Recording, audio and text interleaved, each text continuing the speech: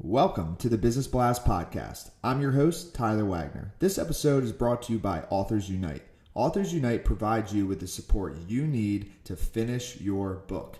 Best part is, after you finish your book, they take care of the entire publishing and marketing process 100% for you. So, if you want to become a successful author, make sure to check out authorsunite.com. Now, let's jump into the episode.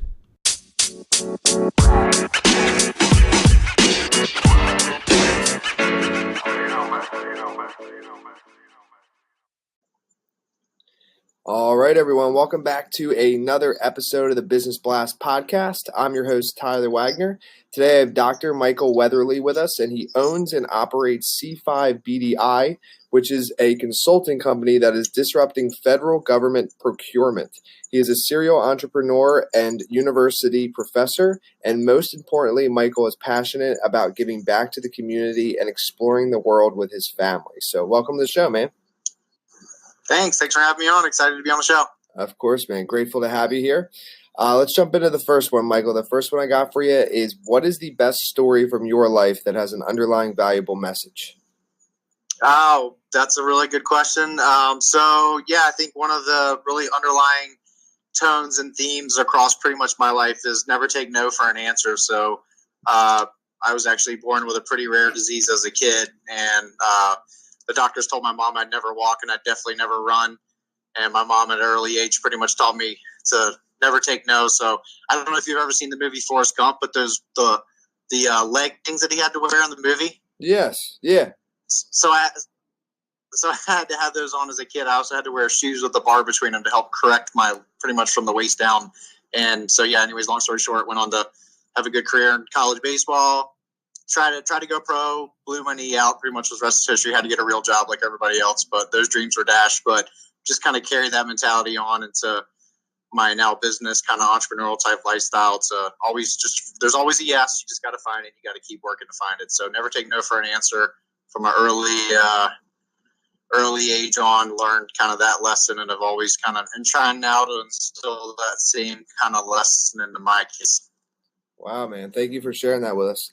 The next one I got for you is, what is the most valuable piece of information that we should know that's within your expertise or industry? Oh, wow. That's a good question and very pertinent to kind of the changing landscape in federal government contracting, which is kind of my, I have a couple businesses with a couple guys I played baseball with in college, kind of going back there again. I've owned a bar and restaurant, own a real estate company, but my wife and I now own a consulting company, and we're helping government and industry pretty much come together. So we serve as kind of like a tech scout for government to find innovative technologies to bring forward to support not only the defense sector, but also to other federal agencies within government. But there's a big disconnect in kind of the innovation side of all the R&D money that's spent in federal contracting, and actually bringing that out to a commercialized kind of marketplace. And so taking things that have been developed on government R&D and then bringing that out to the commercial sector, and then the whole procurement process, as mentioned kind of in the intro, it's bad. It's been bad ever since George Washington was president, and my company's trying to change that, and we're doing that with some pretty innovative procurement contract type vehicles that the government they've had forever, but they know little about. And so my team is educating government, educating industry, and on a daily basis, beating the street, beating the bushes, not only here in the U.S., but across the pond in Europe as well. We do a lot with NATO. And so those two main contract vehicles are called SBIR, Small Business Innovation Research, and then OTA, Other Transaction Authority. And if you Google those two things, you'll see there's a lot of press right now going on with those two types of contract mechanisms. And my team, I like to think, is the leading industry experts in those two fields. We actually just got invited to the Pentagon to speak to the CIO of the Navy and a couple of the undersecretaries of the Navy actually on Monday. We briefed the Pentagon every month for the last year, briefing high levels of leadership in NATO. And so most importantly, we're having a lot of fun doing it. So that's kind of our niche, what we do and what we're trying to get word out on. Damn, brother, that is awesome. Yeah, it's really cool, man. We're having a lot of fun. So we have a pretty fun company culture. We do a lot of movie quotes. We We give all of our clients we work with code names, which is a sports team. It's a major league or NBA or NFL sports team. So, when we're out meeting with people, we're saying, we got a meeting with the Yankees. We're meeting with the Heat. We're meeting with the Rangers. People are like, are these guys really working with the Yankees? Not yet. That's the answer. Not yet. That's awesome, brother. So what's your best piece of overall business advice? So not necessarily industry specific. Yeah, good one.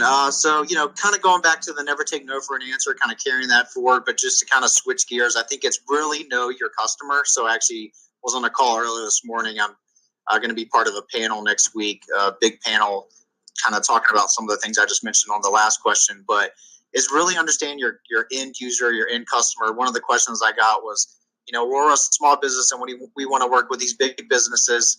And in the federal contracting space, the answer there was, well, is that your end user? Is that your end stakeholder who's going to have the money? Well, no. In that case, it's the government customer. Okay, well, you need to understand your government customer's needs, and that's applicable across the spectrum. I love Tim Ferriss, Gary Vaynerchuk, all these guys that are out there. I think they've all kind of got the same message when it comes to sales, business development, marketing. It's you have to know your end user. You have to know their needs. You have to touch their pain points, and then you have to bring forward a value proposition to why you can support those needs. Someone once told me the secret to getting what you want is to help everybody else get what they want. I'm a firm believer in that. And I think if you have that first and foremost as a methodology in your business plan, then you're going to be just fine. The money will come as long as you're helping the customers get what they want. And if you could give your younger self one piece of advice, what would that be?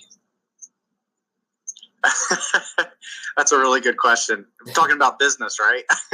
No, it could be anything. It could be personal if you want to go there. Yeah, no, just joking around. Yeah, really good question.